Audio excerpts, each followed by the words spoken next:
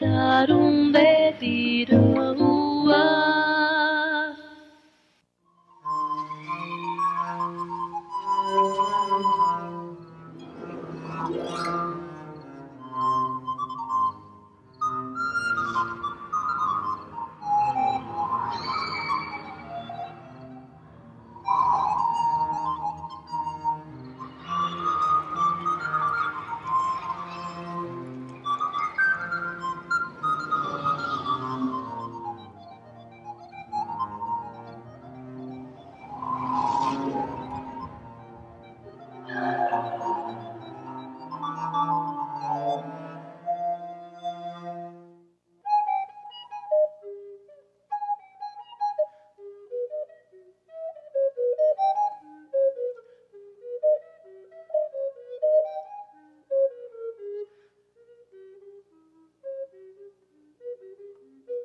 Dibujaba para mí y estuve en Italia precisamente con un Mafore Savini en Florencia y luego en París.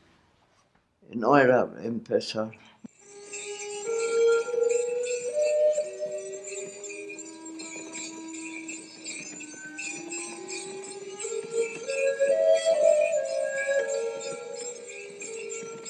El surrealismo le sirvió como una metodología para reconocer su propia capacidad creativa que llevaba en el interior, muy probablemente desde la niñez.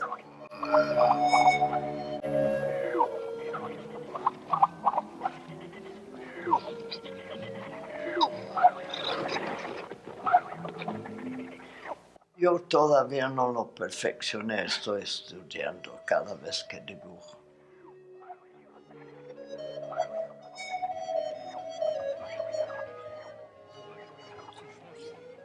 Y se convirtió en un artista no solo gracias al conocimiento de un oficio en el dibujo o el ejercicio de la pintura, sino porque reconoció que el potencial interior que tenía, ella podía revelarlo a través del trabajo creativo como pintora o como escritora en un momento. En algún momento unas personas muy sociales invitaron a Leonora y estaban discutiendo en la mesa, en una comida muy elegante, y ella participando con muchas ganas a la conversación, se alejó un momento dado de la mesa, agarró la mostaza y empezó a embarrarse los pies.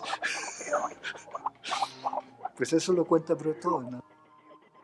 Las tendencias de Leonora desde pequeña tenían mucha relación con el surrealismo, porque el surrealismo en su inicio parte, digamos, de una relación muy directa con lo que fue el psicoanálisis, los inicios del psicoanálisis, y con este trabajo con el inconsciente y todo lo que esto implica, la imaginación, los sentimientos, la emotividad, dejar fluir esto como lo que implica la libre asociación en el psicoanálisis. Y esto fue muy afín a Leonora por sus características personales. En el momento que ella conoce el movimiento surrealista y un poquito después a Max Ernst, ella ya tenía, digamos, esa tendencia de por sí, de dejar fluir su imaginación, de dejar fluir su emotividad, y esto hace que embone perfectamente con todos los lineamientos del surrealismo. Yo cuando visito a Leonora en su casa, cuando hablo con ella, estoy ante una presencia surrealista, estoy ante un ser surrealista, es decir, sin adornos, así como si la viera en un sueño, su mismo rostro, su manera de hablar, sus expresiones, sus giros. Yo pienso que estoy como en un sueño surrealista. No es una persona misteriosa que atraviese paredes o una persona mágica que coma de una manera especial. Come como todo el mundo. Una vez me dijo que pues, la función de las religiones era hacer que la gente se sintiera culpables y un poco crear la ansiedad en esto, ¿no? Y yo creo que es algo que ella siempre rechaza o quiere rechazar. Yo no pensé en esto, yo estuve con el grupo surrealista Pero lo que yo hice, cada uno de los surrealistas hizo el suyo.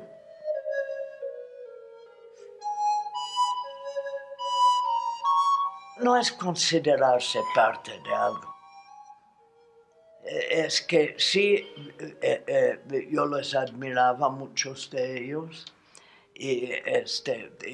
pero no era como una especie de coro. Cada quien hizo su cosa. El chiste era de hacer cosas que vino a uno desde por adentro, de por afuera.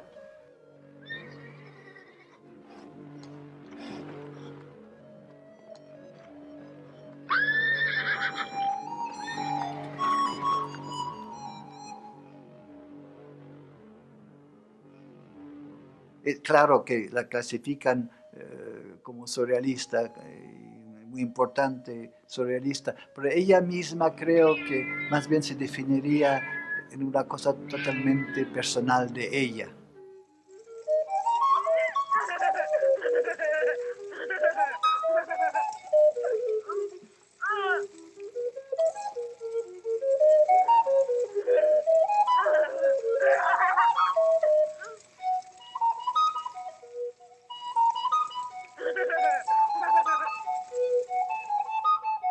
Y siempre eran los hombres más fuertes y las mujeres más débiles por la cuestión de los niños.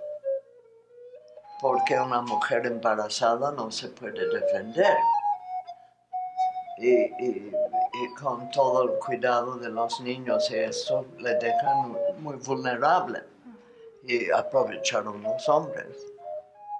Es importante reconocer el mérito de Leonora Carrington de sobreponerse a las limitaciones culturales que tuvo como mujer en el momento en que decide abrazar una carrera como artista. No condicionar a una situación de género la importancia de sus aportaciones al arte mexicano y a la cultura universal. Es una mujer feminista, de las primeras feministas del mundo, y es una mujer ecologista también, de las primeras. Cuando esto no era moda, hoy todo el mundo quiere ser feminista y hoy todo el mundo quiere ser ecologista. Para ella, como artista y como mujer, todos los aspectos de la maternidad, del nacimiento, de la vida misma, están más relacionadas con las potencias de lo femenino.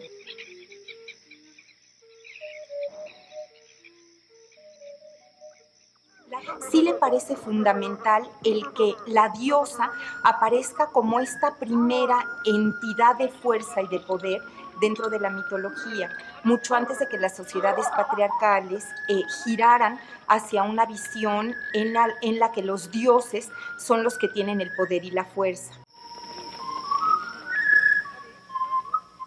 La diosa antecede en la historia de la humanidad, o las diosas, anteceden a lo que es después la idea de el Dios, que surge ya cuando surge la sociedad patriarcal. Y aparece acompañada por símbolos alquímicos o por personajes mitológicos. Susan Haber, en su libro Surrealismo, Alquimia y Arte, publicado en el 2004, habla de este pueblo de la diosa blanca, y es un pueblo de raza blanca, esbelta, que poseía capacidad de mudar de forma y también poderes mágicos.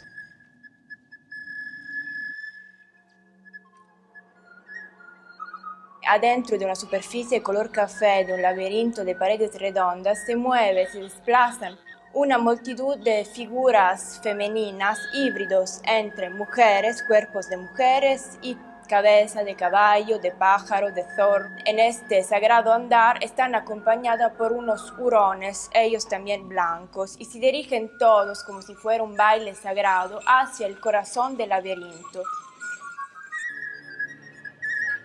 Los vigilantes de este espacio sagrado, un hombrecito negro a la entrada principal y luego un hombre con cabeza de caballo a la entrada de la espiral central, y en el corazón, justo en el corazón, la figura de un toro adornado por dos cuernos sutiles y negros.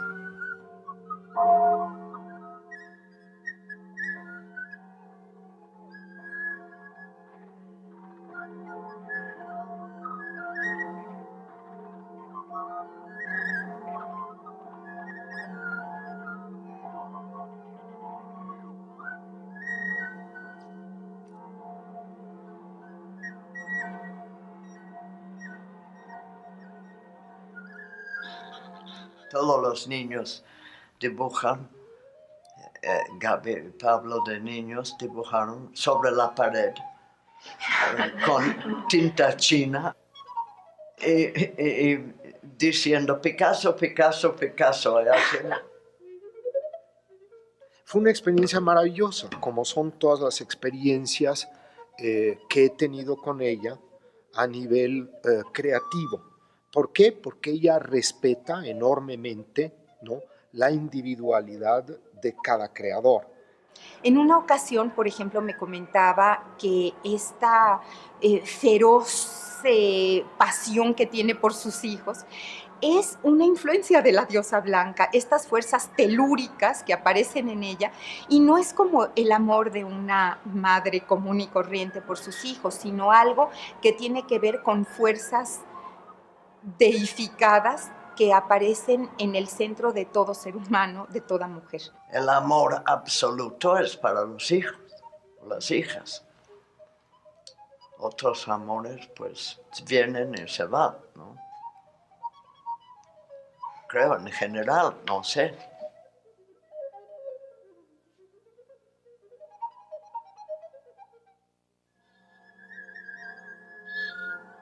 Al lado de la diosa blanca, que aparece cubierta por un velo blanco en la mayoría de los casos, encontramos a una vaca en un cuadro que es Y entonces vimos a la hija del Minotauro. Es una obra del 1953. Asisten a la aparición de la diosa blanca Pablo y Gabriel, que son los hijos de Leonora Carrington, que asisten de pie frente a una mesa cubierta por bolas de cristal, que un poco evocan la idea del laboratorio alquímico.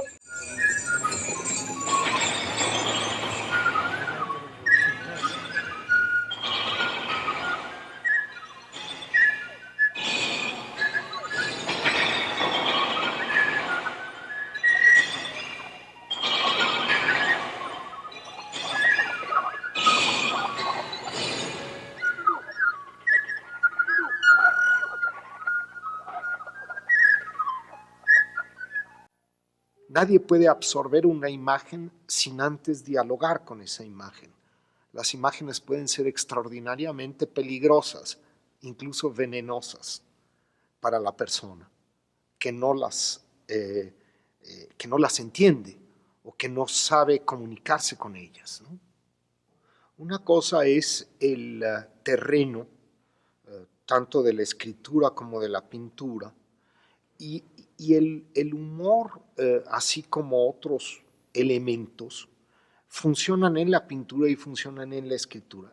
Para mí es muy misterioso entre la imagen y la palabra. Y todavía no sé exactamente qué es, cómo se juntan o cómo es la relación o cómo es esto. No es muy claro para mí todavía. Desde luego que existen vasos comunicantes en su obra pictórica y su obra literaria que es también de carácter narrativo fantástico, sí existen. Y pues al mencionar este cuento de la hiena, ahí sí, ella se retrata sentada y hay un caballito de madera junto y también la hiena con muchos pechos.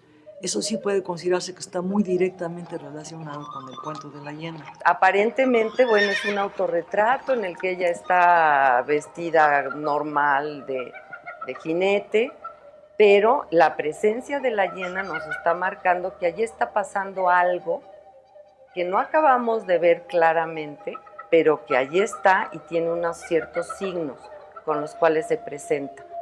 Esto oculto que está irrumpiendo en lo que aparentemente es muy natural y normal. En ese momento que ella está haciendo esa obra, todo es muy normal y natural. Bueno, está surgiendo el nazismo, en donde está el huevo de la serpiente a punto de aparecer, ¿no?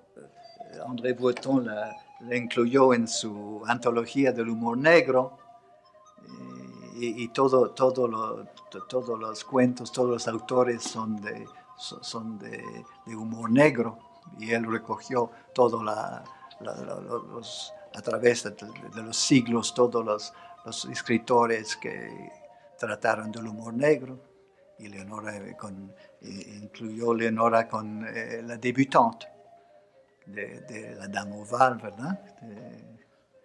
Que ilustró Maxence. Sencillamente hace muchísimos años, yo era joven y ya no me acuerdo. Ella no es una socialité, no es una persona que quiera ir al baile vestida como princesa. Hay un retrato precioso de ella con su madre, la madre también bellísima, y ella muy, muy bella también, muy bonita, ¿no? Muy elegantes. Pero hay un rompimiento ahí. La hiena es un animal que siempre la ha fascinado. Es como una especie de alter ego de alguien que pues, a veces no ha podido desarrollar sus instintos de depredación.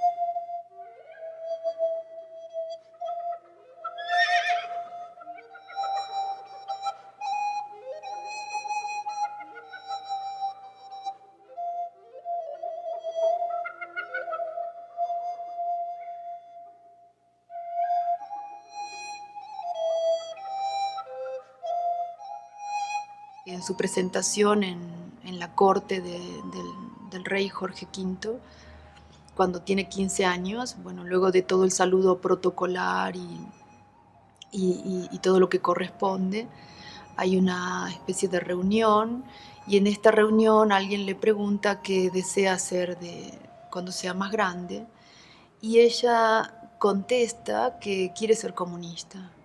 Y dice que ni siquiera sabe a qué se refiere con el término exactamente, pero que sabía que iba a generar un escándalo. Pues únicamente era como un tarea que mi madre quería que hice.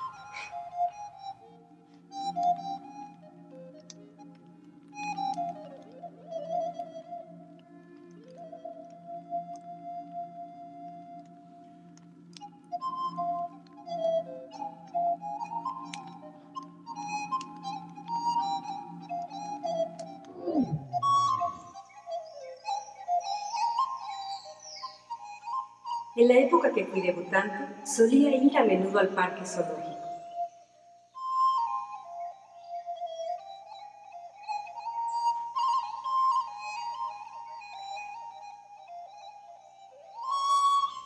El animal que mejor llegué a conocer fue una hiena joven.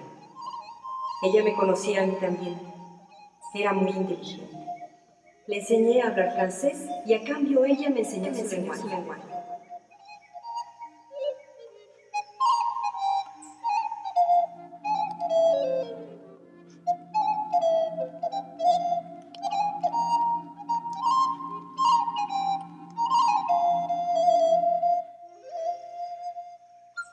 Mi madre había organizado un baile en mi honor para el 1 de mayo, lo que sufrí durante noches enteras.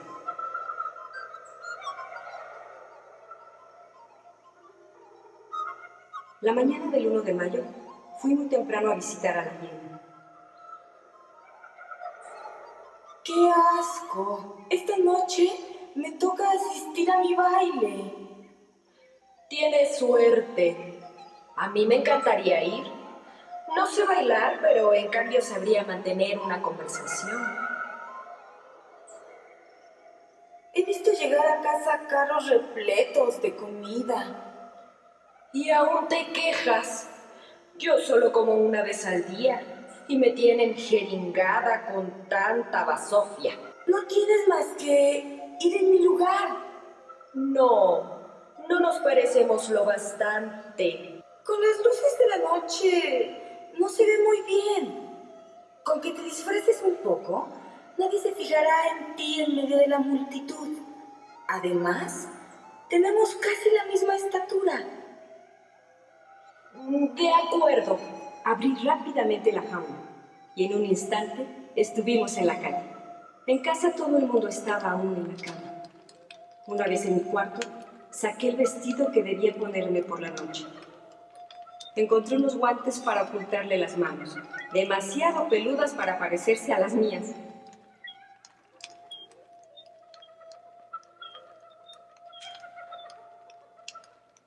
Cuando el sol iluminó mi habitación, la hiena dio varias vueltas alrededor, andando más o menos derecha.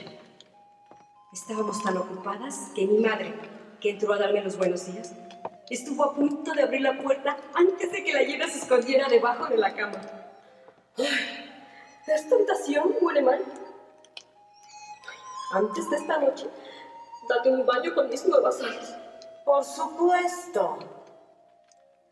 Lo más difícil fue encontrar un disfraz para la cara de la hiena. Estuvimos buscando horas y horas. Rechazaba todas mis sugerencias. Creo que he encontrado la solución. Pues verás, vas a llamar a la criada. Cuando entre, nos lanzamos sobre ella y le arrancamos la cara. Cuando entró Marie, me volví de cara a la pared para no verlo.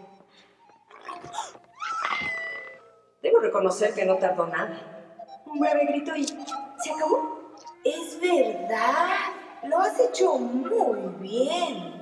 Hacia el atardecer, cuando la hiena estuvo completamente vestida, me siento en plena forma.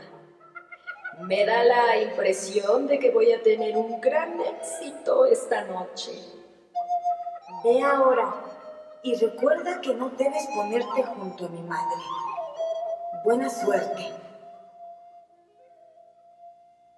Cansada por las emociones del día, cogí un libro y me senté junto a la ventana, entregándome a la paz y el descanso. Al cabo de una hora, quizá, surgió el primer signo de inquietud. Un murciélago entró por la ventana profiriendo grititos. Los murciélagos me dan un miedo espantoso. Me escondí detrás de una silla, castañándome los dientes. Apenas me había arrodillado cuando un gran ruido procedente de la puerta sofocó el batir de alas. Entró mi madre, pálida de furia. Pero naturalmente abre un mundo que no es el mundo cómodo, no es el tipo de literatura que la mayor parte de los burgueses y burguesas quisiera contarle a sus niños, y precisamente por eso me parece extraordinaria, ¿no? Cuando ya era una debutante, que debió haberse quedado en Inglaterra y ir a los bailes sociales, etc., es que conoce a Amadé Osenfant. Amadé Osenfant tenía una academia en Londres. Leonora asiste, toma clases ahí. Decide después, junto con Max Ernst, a quien conoce a través de Osenfant, pasar a Francia y se hace conocer por el círculo de los surrealistas, entre otros por André Breton, por Domínguez y por quienes estaban en ese momento en la palestra.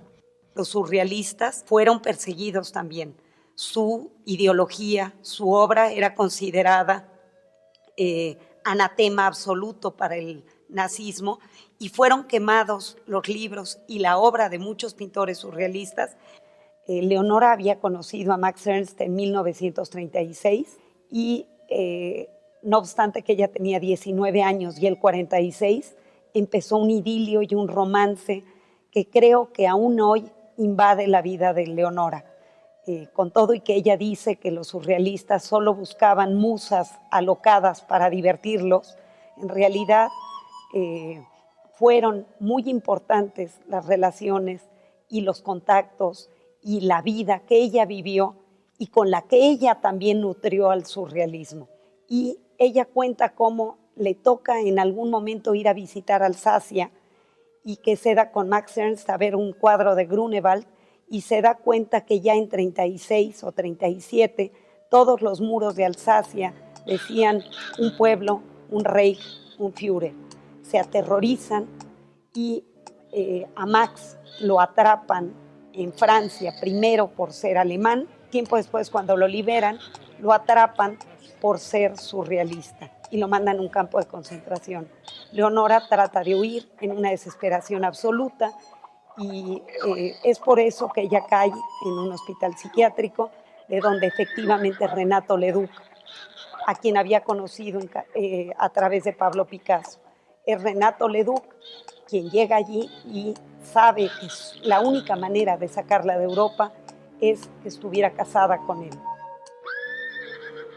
Vamos a decir que toma a México como su país de adopción y tiene como amigos inicialmente en México pues a artistas y a personas todas involucradas con el surrealismo, como pueden ser Katy y José Horna, Remedios Varo, que llega un poco antes, ¿verdad? Y que llega en compañía de Benjamin Perret, el gran poeta surrealista, y como Günter Guescho también. Es decir, se reúne con personas que le son afines y se hace muy amiga, hace grupo con todos ellos y se casa con Chiqui, con Américo Valls, con el que tiene después, tiempo después, sus 2 hijos. Los surrealistas creen que el rescate de la humanidad destruida por la Primera Guerra Mundial está en el rescate del deseo, de la imaginación, del sueño que toma Breton de Freud.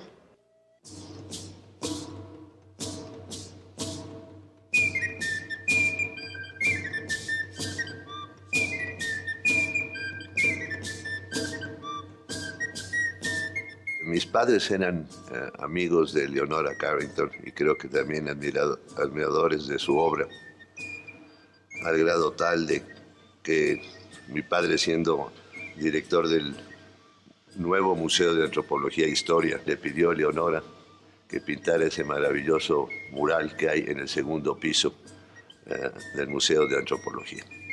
Estuve en Chiapas, en San Cristóbal, y hice bocetos directamente de la gente.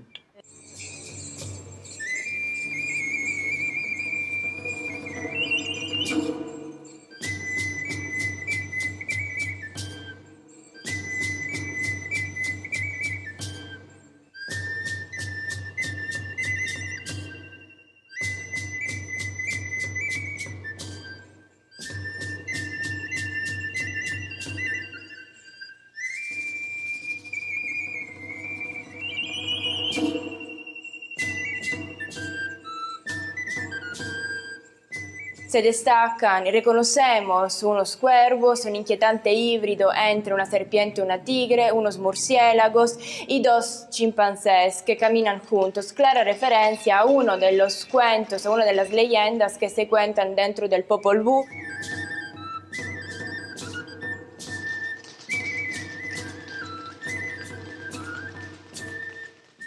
Leonora Carrington tuvo la posibilidad de visitar muchos de los pueblos que estaban alrededor de San Cristóbal de las Casas y también de asistir a rituales chamánicos.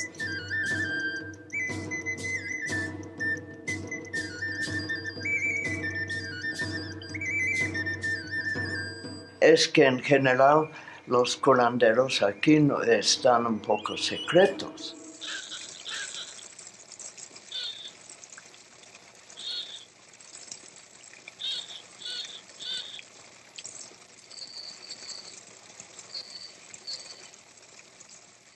Sinecantán, que es el pueblo de los murciélagos, quiere decir, creo, la palabra, ¿verdad?, de los murciélagos. Y era muy... Ahí hicieron curación. Fuimos a una casa más fuera del pueblo, a donde estaban curando un señor que estaba acostado en el suelo, ¿no?, mientras que hicieron tortillas.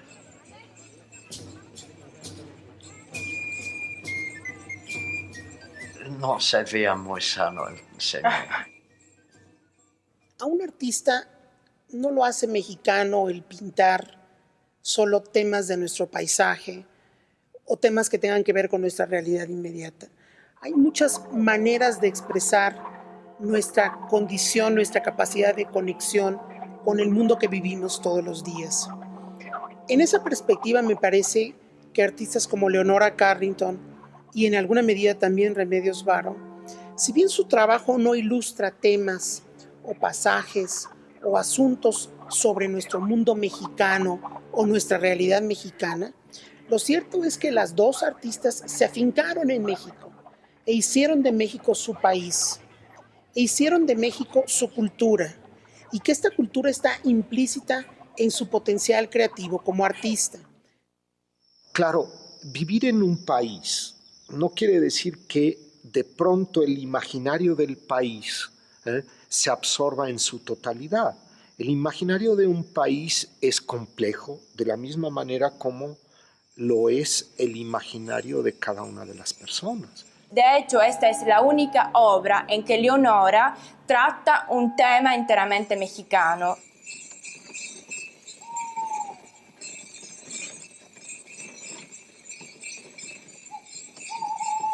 Que tiene una importancia radical, pero no precisamente porque sea ese el mundo mágico de los mayas. Es el mundo mágico de Leonora Carrington, dedicado, o vamos a decir, teniendo en cuenta que se le pide que se hable de los mayas. Sin que esto signifique que los temas, la iconografía, los colores, los asuntos, tengan que ver con la cultura mexicana. Pero la libertad de expresión, por ejemplo, la capacidad de poder pintar con absoluta libertad de expresión es una cualidad de nuestra cultura del siglo XX.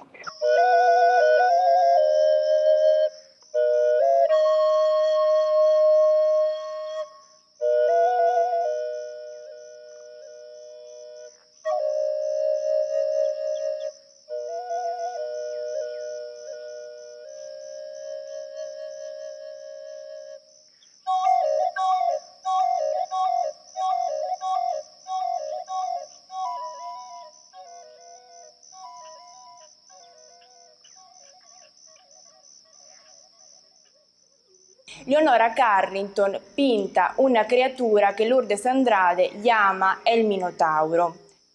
Es una criatura de un híbrido, una criatura de hierática belleza que desde lejos mira y vigila a su laberinto. Lo interesante es que Leonora pinta esta figura femenina dentro de una casa que fue construida siguiendo las mismas ideas de falta de lógica constructiva en un estilo bizarro que tiene el laberinto construido por James.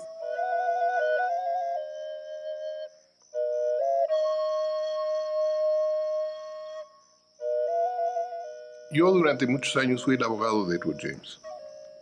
También un poco de la amistad de mis padres, que con Edward, mi padre había sido abogado de Edward anterior a mí. Edward entraba y salía de México en forma muy irregular. Uno nunca sabía dónde estaba. Y en uno de los viajes que hizo Edward a Xilitla, vio este santuario y lo compró. La naturaleza de Xilitla es preciosa. Edward trató de mejorarlo y junto a las caídas de agua puso unos postes para dar la impresión de que él estaba deteniendo las piedras que estaban junto a la caída de agua. Pero la realidad es que el lugar es muy bonito y le faltaban muy pocas cosas para mejorarlo. Y sí hay que reconocer que Edward, al salvar esa parte de la selva potosina, ha hecho un gran favor a México porque es lo único que queda en esa región. Es un lugar maravilloso. Maravilloso. Y usted pintó como alrededor de los años 60 un mural. No era un mural, era una cosa que hizo para pasar el tiempo. Yo pensé borrarlo. ¿De veras? De veras. No me acuerdo. Nada. Era hecho así de una manera sin mucha concentración.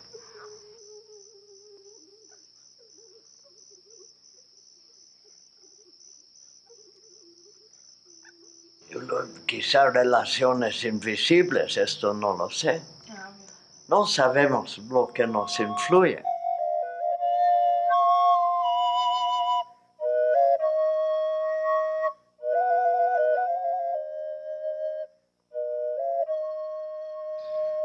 Edward después decidió convertirlo en un tipo de parque surrealista. Edward era un hombre riquísimo. Reconocía lo que era la belleza, tenía un gran talento para ello. Llegó a tener una de las colecciones de obras del principio del siglo XX en Francia más impresionantes que hubo. La colección se vendió finalmente en Christie's y fue una colección fuera de serie.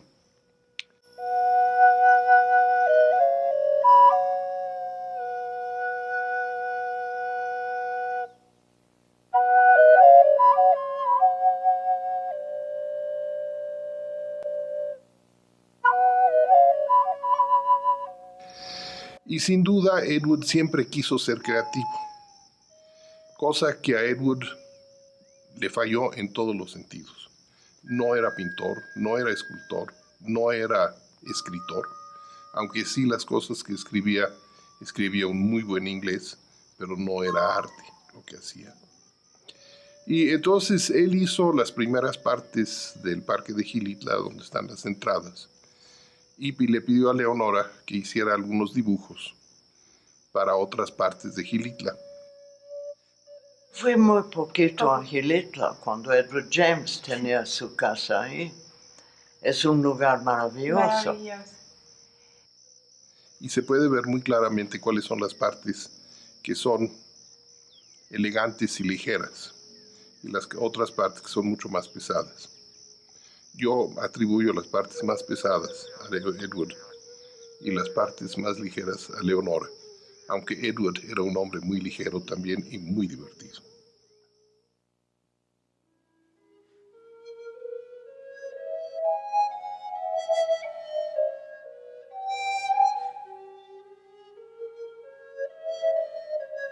Remedios Varo y Leonora Carrington comparten un espacio cuando vivieron juntas en México a principios de los años 40, una vez que Leonora se integra a esa comunidad de artistas exiliados.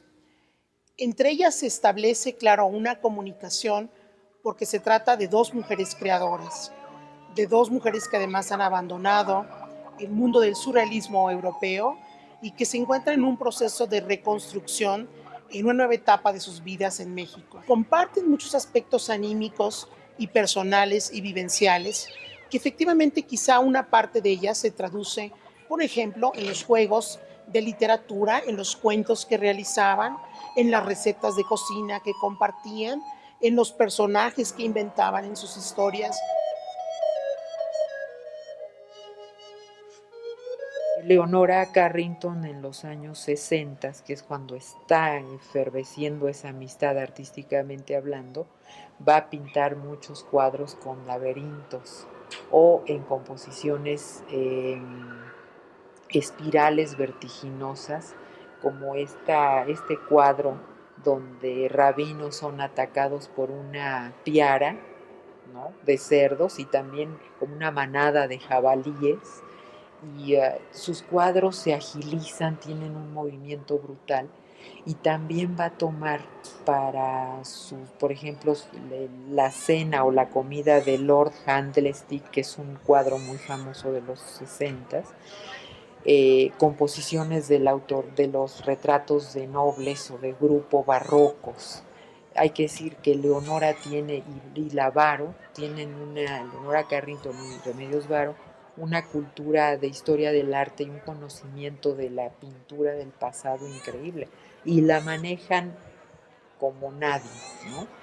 Las técnicas de veladuras del Renacimiento también están presentes en su obra. Recuerdo una vez que visité Leonora, estaba pintando y estaba sentando frente al caballete, ella estaba pintando, creo que es cuando pintaba el cuadro de Bruno, The Burning of Bruno.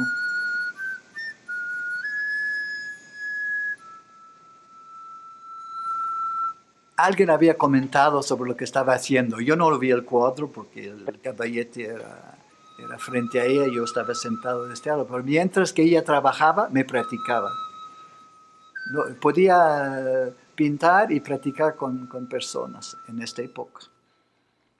Y estaba como indignada que alguien había comentado, y le dije a Leonora, jamás hay que enseñar una obra hasta que esté terminado, no la enseñas nunca. Y muchas veces después me dijo, ay, qué buen consejo me diste, cuánto me dijiste eso, porque es cierto. Y cometí muchas veces el error de enseñar obra mía no terminada a personas. Y hicieron comentarios que me molestaron sumamente. Yo no puedo decir qué influye, qué no influye, porque todo influye, todo. Y uno está abierto a las cosas. Influye. Tomar, por ejemplo, un vaso de tequila por el desayuno o tomar un té, influye. Sí, yo tomo el té.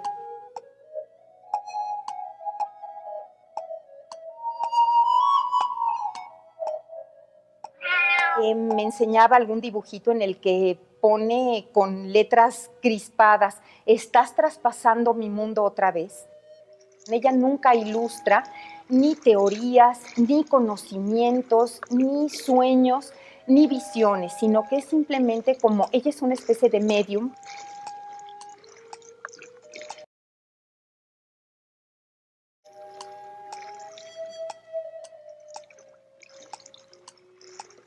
Yo creo que todos los niños tienen instintivamente. Yo seguí solamente. Cuando le dicen que no a los niños, pues se paran a algunos y algunos siguen. El mundo del niño es siempre una cosa muy interesante y oculta. Snob fue una publicación que aparece en 1962 y entre ellos están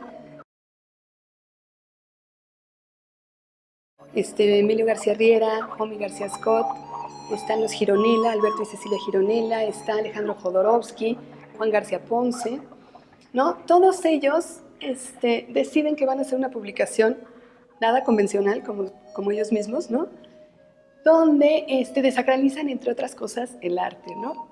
Entonces, lo primero que hacen es dividir las secciones. A Leonora le toca las historias para niños. Son cuentos que a veces están publicados en inglés, ilustrados por ella.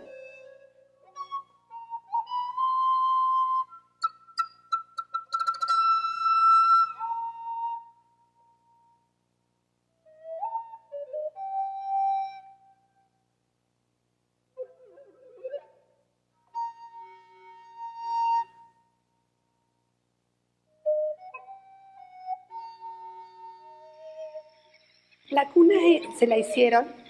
Leonora y Chiqui, su marido, se casan en casa de los Horna. Y después, cuando nace Nora, José, su papá, le empieza a hacer una cuna. Y esta cuna la pinta Leonora. Y Leonora la pinta, no me sé bien cómo es la imagen, la simbología, pero es todo un viaje que va a recorrer la niña en esa cuna.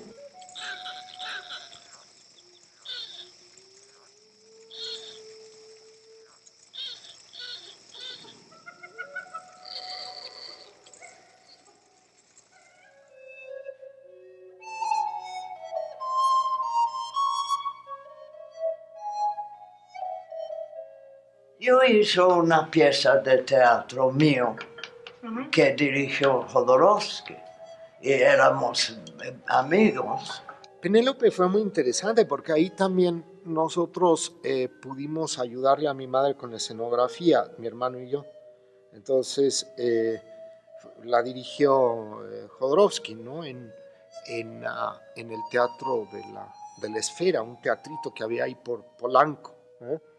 Y entonces era muy interesante, ¿no? Cómo, la casa se convirtió de pronto en un escenario en potencia, porque todo el mundo estaba ayudando para construir el caballo. Bueno, el caballo era un personaje muy destacado en la obra, ¿no? Entonces teníamos que hacerlo con papier mâché, y entonces cada quien estaba pegando partes del caballo y ayudando a hacerlo, ¿verdad? Y cuando llegó la inauguración, ¿verdad? Pues parece ser que censuraron la obra y hubieron muchos problemas. No podía faltar Luis Buñuel. Yo conocí a Buñuel en Nueva York antes de que llegó a México. Yo creo que tenía muchísimo talento. Hizo películas también con Dali. Creo que una vez me vestí de viuda y caminé por un cuarto y creo que era la única colaboración que hice con Buñuel en su trabajo. En México lo de siempre. Aquí no hay estaciones. Papá y mamá están tristísimos de que no los acompañes para las bodas de plata.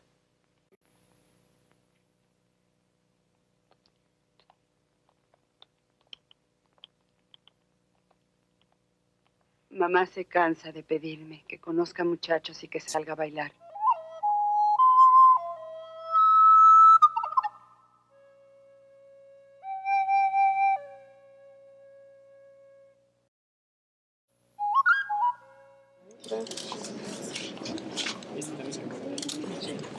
Se llama la gallina ciega.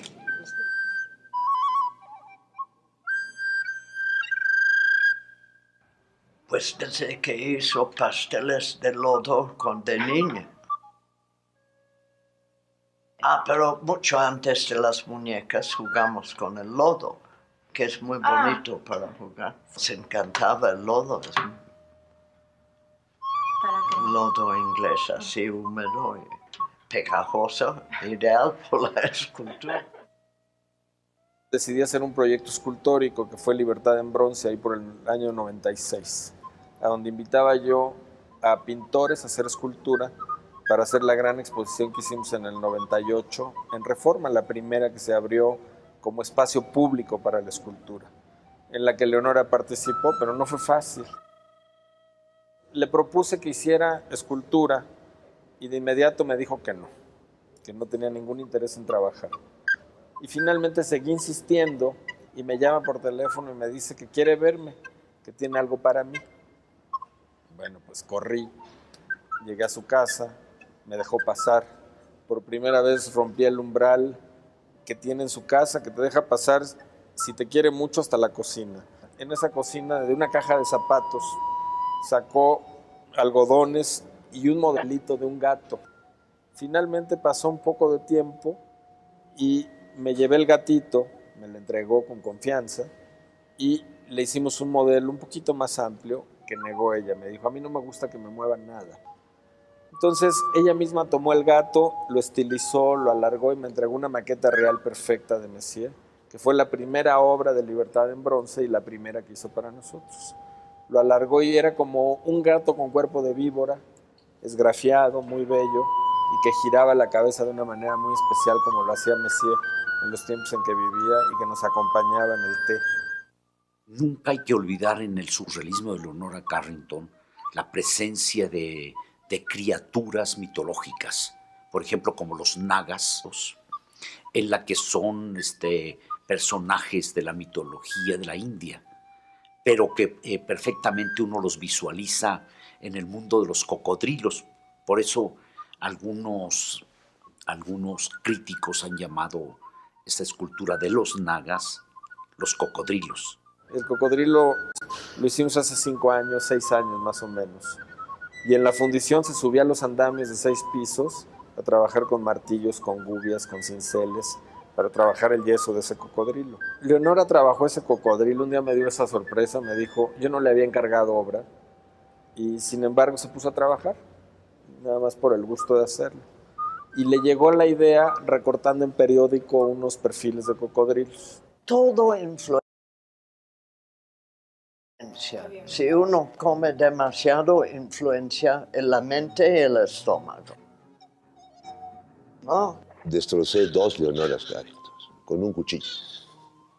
Leonora vivía en Nueva York. Tenía un departamento pequeño. Creo que era como Lexington y la 22 o 21 en Manhattan. Y me dio uno de esos cuchillos, no sé cómo se llaman, y me dijo, destrózalos. Bueno, yo subí, bajé las cajas primero, y cuando tenía el cuchillo ese para destrozarlo, Leonora Carrington decía, yo no puedo hacer eso. Sí destrozo, ¿por qué? Porque no me gusta. Bueno, y me gritaba, y todo esto en inglés. El otro hizo una trampa, porque había una parte del cuadro o del óleo ya terminada. Entonces esa la corté así, y le enrollé, y lo demás sí quedó destrozado. Al bajar del tapanco, yo traía el óleo aquí en el saco, tratando de escondérselo a Leonora. Pero no era posible, tenía que continuar trabajando, haciendo cosas con ella. Le confesé el crimen y me dijo, Carlos, dame el pedazo de óleo que te quieres quedar, y me lo dedicó.